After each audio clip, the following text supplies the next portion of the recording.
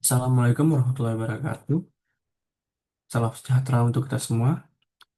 Selamat pagi, siang, sore pada Bapak Ibu dosen.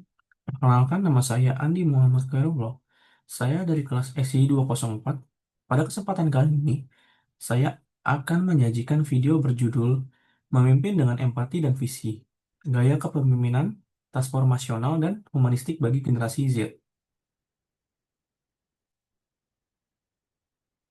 Outline point yang akan kita bahas yaitu: satu, apa itu kepemimpinan di era generasi Z?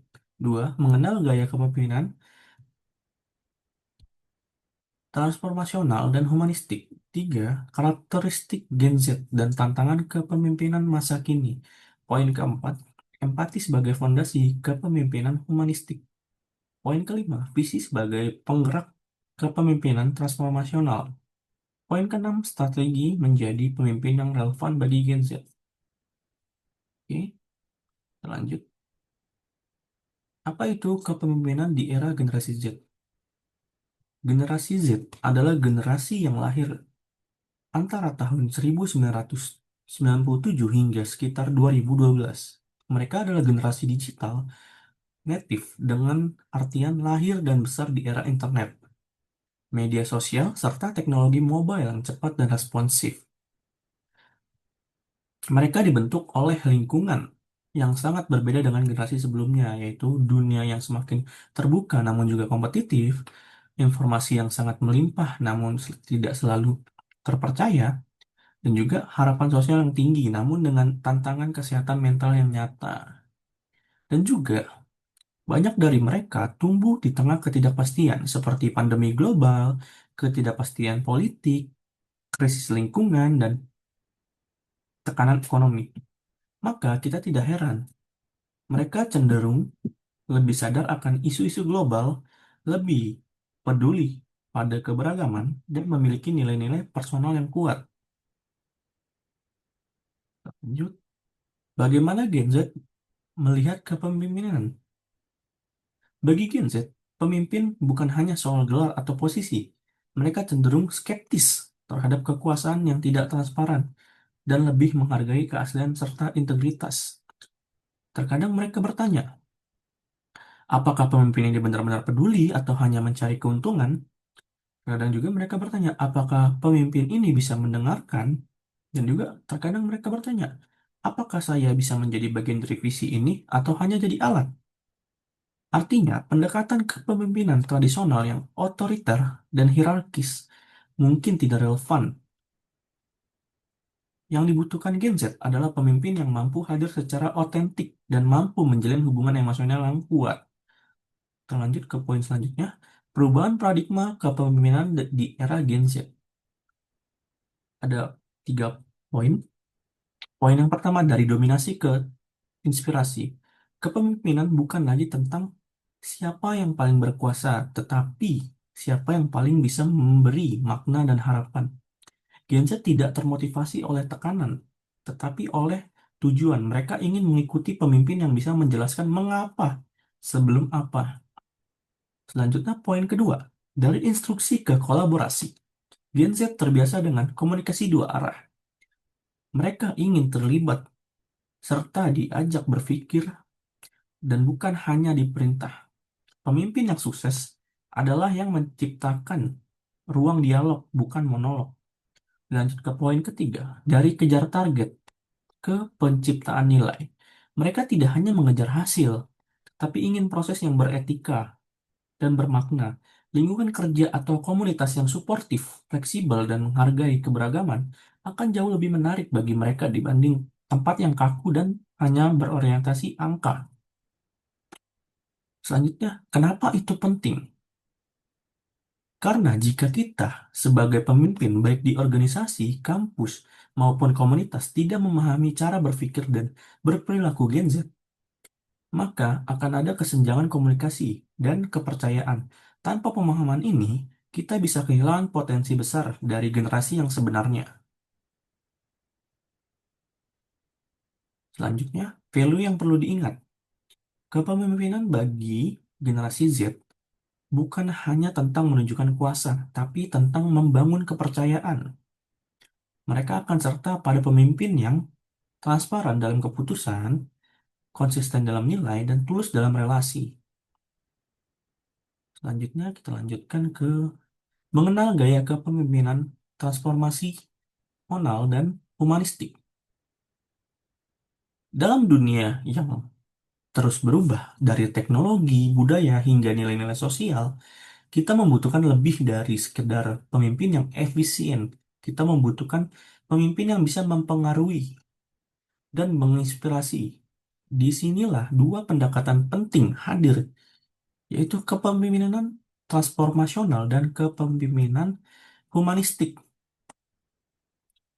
Selanjutnya, kepemimpinan transformasional mendorong perubahan yang bermakna, yang dimana adalah kemampuan seorang pemimpin untuk mengangkat kesadaran dan motivasi orang lain menuju pencapaian visi yang lebih tinggi.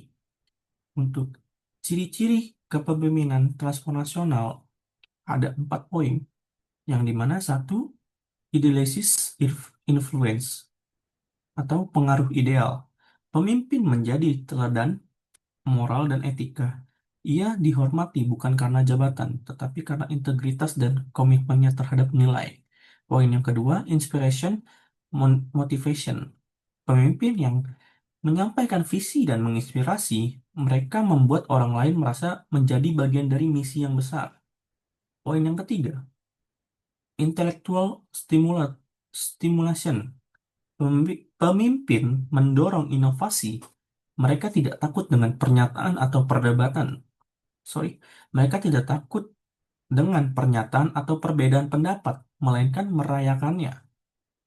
Selanjutnya poin keempat, individualized consideration. Pemimpin memahami bahwa setiap orang unik dan karenanya pendekatan harus disesuaikan. Mereka peduli terhadap pengembangan pribadi setiap anggota timnya.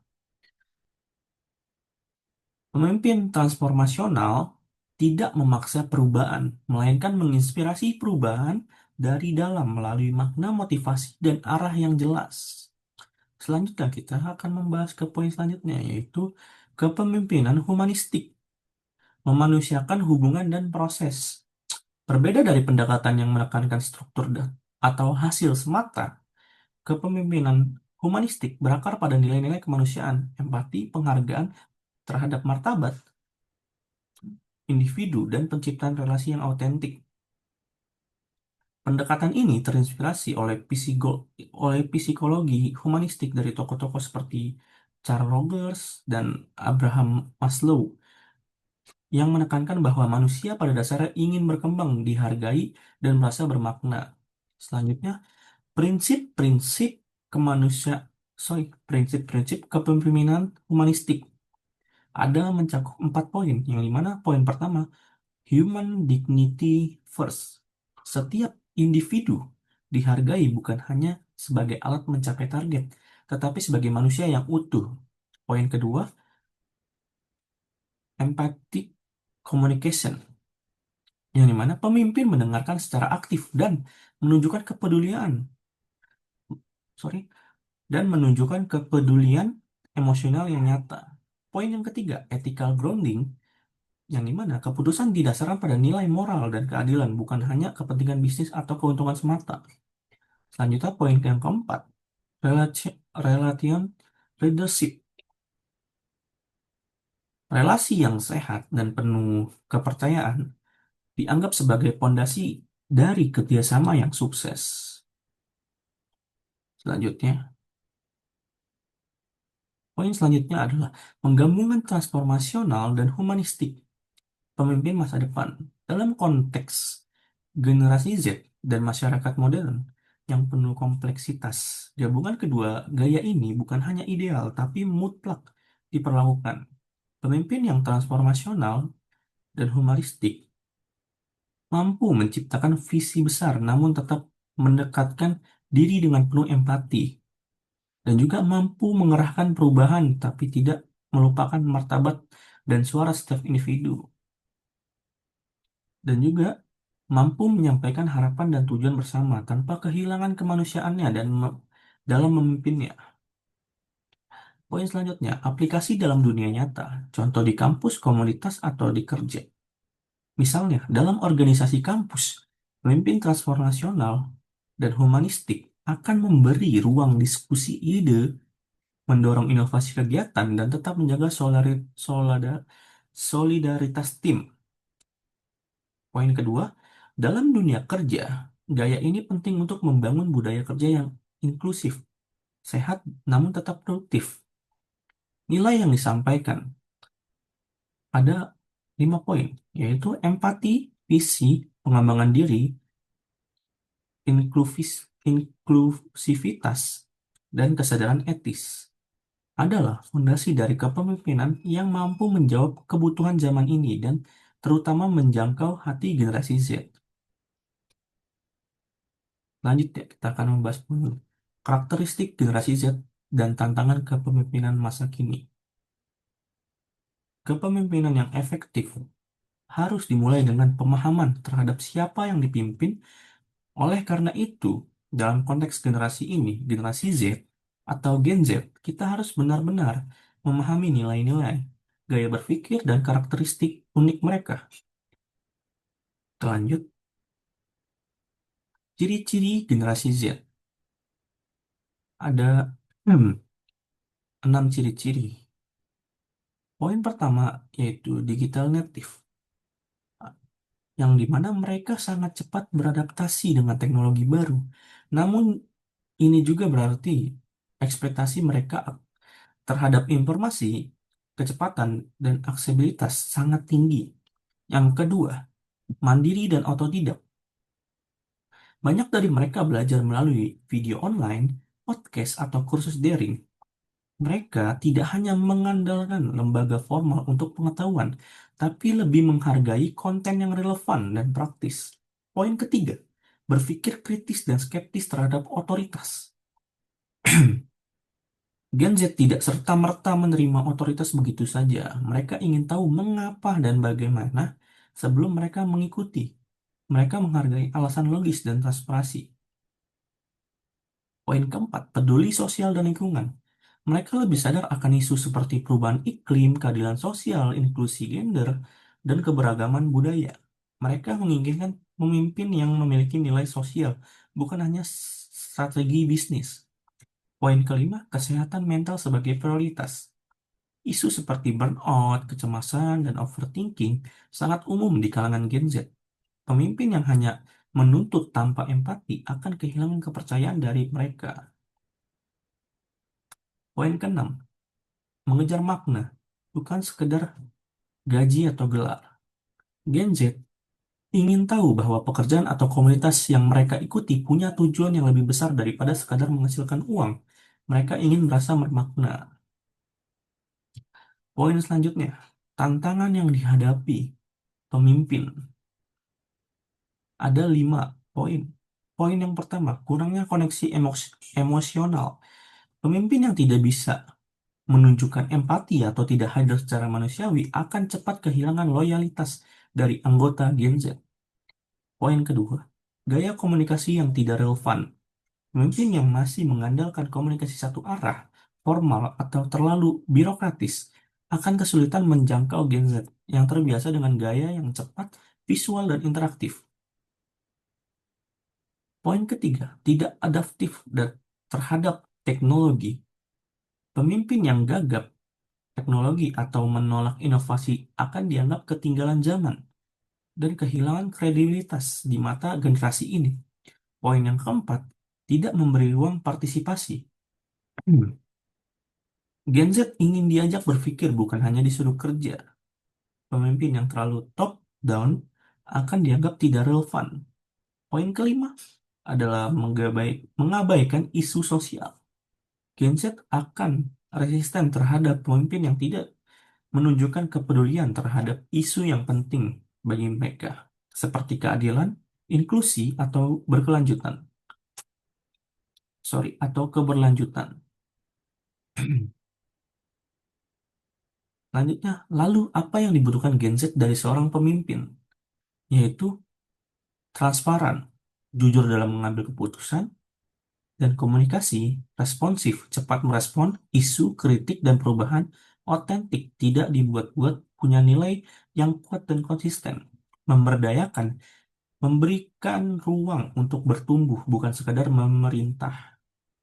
Dan terakhir, empatik, peduli terhadap kondisi personal dan emosional timnya. Bagi Gen Z, pemimpin yang baik adalah yang membuat mereka merasa aman untuk menjadi diri sendiri dan termotivasi untuk tumbuh bersama.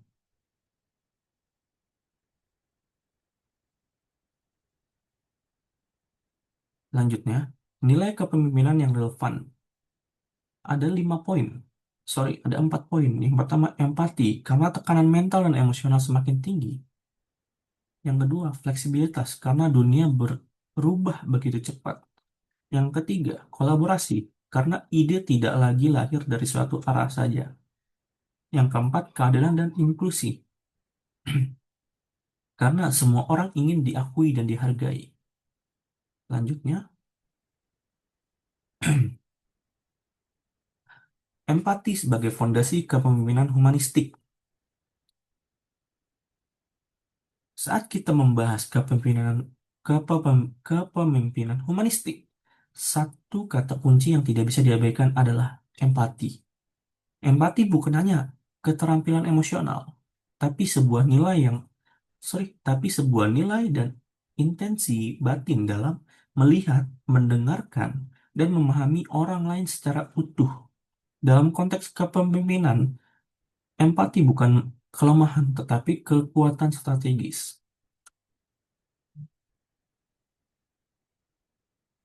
Selanjutnya, apa itu empati dalam kepemimpinan? Empati adalah kemampuan untuk satu, merasakan apa yang orang lain rasakan atau emosional empati. Dua, memahami sudut pandang mereka atau kognitif empati. Yang ketiga, menanggapi dengan kepedulian atau compassionate empathy. Pemimpin yang empatik tidak hanya hadir secara fisik, tetapi juga secara emosional dan psikologis. Mereka memperlakukan anggota tim bukan, bukan hanya sebagai sumber daya manusia, melainkan sebagai manusia yang memiliki cerita, perjuangan, dan kebutuhan. Selanjutnya, mengapa empatik diperlukan saat ini?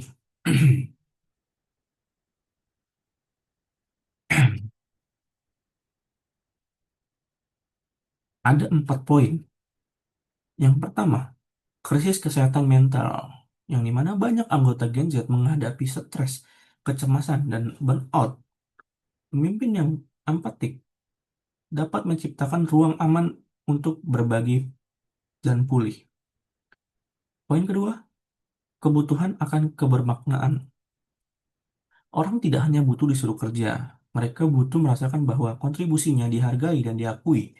Yang ketiga, perbedaan latar belakang sosial dan budaya. Di era inklusivitas, kita bekerja dengan orang dari berbagai budaya, nilai, dan pengalaman, tapi tanpa empati akan terjadi banyak miskomunikasi. Poin keempat adalah transparansi dan trust. Kepercayaan tidak bisa dibangun dengan otoritas saja. Ia dibangun melalui empati yang tulus.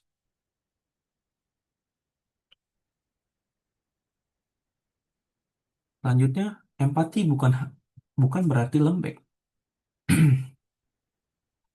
Satu kesalahpahaman umum adalah kalau pemimpin terlalu empatik nanti tidak tegas. Padahal, empatik tidak meniadakan ketegasan. Justru pemimpin yang empatik tahu kapan akan harus keras, tahu kapan harus lembut. Poin selanjutnya adalah nilai empatik dalam kepemimpinan humanistik. Empatik bukan hanya tentang merasa, tetapi tentang mengambil keputusan yang mempertimbangkan dampak terhadap orang lain. Pemimpin yang empatik mampu menunda ego demi relasi, memilih, memilih kebijakan yang berpihak kepada manusia, menyadari bahwa hasil terbaik datang dari tim yang merasa aman dan dihargai. Selanjutnya, visi sebagai penggerak kepemimpinan, visi sebagai gerak, sorry. visi sebagai penggerak kepemimpinan transformasional. Jika empati adalah hati dari kepemimpinan humanistik, maka visi adalah mata dari kepemimpinan transformasional. Pemimpin yang memiliki visi bukan hanya tahu kemana mereka akan pergi, tapi juga mampu menggerakkan orang lain untuk ikut melangkah bersama. Apa itu visi dalam kepemimpinan? Visi adalah gambaran tentang masa depan yang ideal,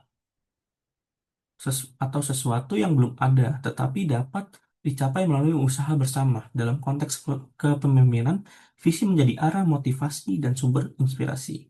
Mengapa visi penting dalam kepemimpinan transformasional? Kan di sini ada 4 poin. Yang pertama, menjadi kompas dalam ketidakpastian. Di dunia yang cepat berubah, visi menjadi pegangan yang membantu tim tetap fokus pada tujuan jangka panjang, meskipun menghadapi tantangan jangka pendek. Poin kedua, memberi arti dan makna. Orang bekerja bukan hanya untuk uang, tapi untuk sesuatu yang lebih besar dari dirinya. Visi yang kuat menjawab pertanyaan untuk apa kita melakukan ini. Poin ketiga, membangun komitmen bukan sekedar kepatuhan. Pemimpin transformasional tidak memaksa orang untuk bekerja. Mereka menginspirasi orang untuk percaya dan terlibat secara sukarela. Poin keempat, membentuk budaya dan nilai bersama. Ketika visi disampaikan dengan konsisten, itu akan membentuk budaya organisasi, bukan yang mengarahkan cara berpikir, bertindak, dan berinteraksi.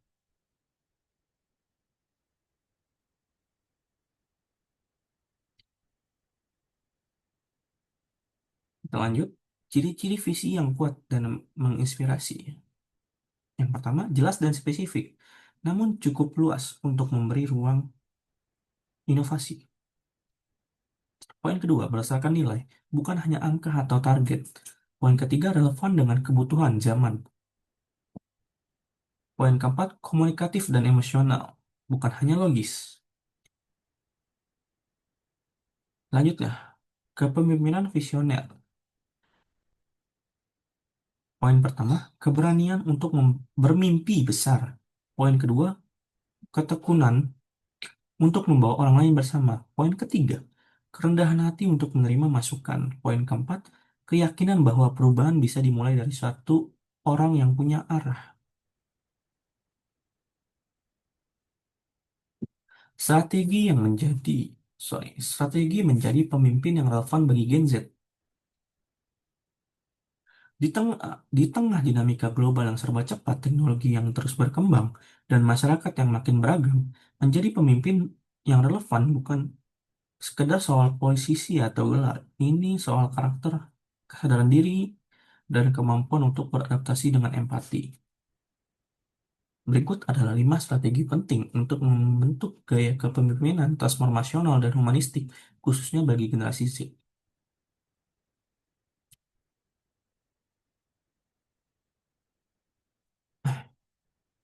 Poin yang pertama, bangun sorry. Poin yang pertama, bangun self awareness atau kesadaran diri. Kesadaran diri adalah fondasi dari semua gaya kepemimpinan yang efektif. Dengan contoh, tanyakan pada diri, siapakah aku saat ini? Apa nilai-nilai yang aku bawa? Juga bisa kenali pola komunikasi, emosi yang sering muncul dalam konflik, dan bagaimana kamu membuat keputusan. Dan bisa juga pemimpin transformasional, memimpin dari dalam keluar.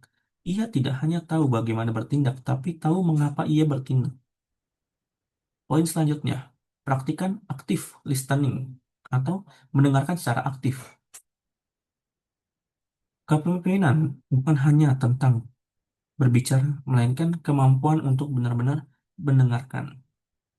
Dengan contoh, dengarkan dengan tujuan memahami, bukan untuk merespon. Bisa juga tahan keinginan untuk langsung memberi solusi, beri ruang bagi orang lain untuk merasa dihargai. Dan juga dalam dunia yang penuh kebisingan, pemimpin yang mampu menciptakan ruang dengar adalah pemimpin yang dibutuhkan. Poin ketiga, kembangkan growth mindset atau pola pikir bertumbuh. Kepemimpinan transformasional selalu lahir dari kemauan untuk belajar dan berubah. Ini contoh, lihat kegagalan sebagai kesempatan untuk berkembang, bukan hanya label diri. Bisa juga tantang zona nyamanmu, ambillah tanggung jawab walaupun kecil. Untuk poin selanjutnya, yaitu gunakan teknologi secara bijak dan kolaboratif. Generasi Z adalah digital native atau dapat diartikan sebagai lahir dan besar di era di lahir dan besar di era teknologi. Namun, yang membedakan pemimpin sejati adalah bagaimana teknologi digunakan untuk membangun nilai. Dengan contoh, gunakan platform digital untuk membangun komunitas positif, menyuarakan ide perubahan, dan memperluas kolaborasi lintas disiplin. Bisa juga hindari toxic culture di media sosial. Latih etika digital sebagai bagian dari kepemimpinan. Poin yang kelima, hargai keberagaman dan jadikan empati sebagai strategi. Di dunia yang makin inklusif, kemampuan untuk memimpin kelompok yang heterogen adalah mutlak, yang dimana kita dapat menghargai perbedaan perspektif, latar belakang budaya, dan ekspresi identitas. Bisa juga libatkan semua pihak secara adil dalam proses pengambilan keputusan. Tak terasa kita sudah di penghujung video ini. Saya mengucapkan terima kasih atas perhatiannya untuk menonton video ini sampai akhir. Terima kasih.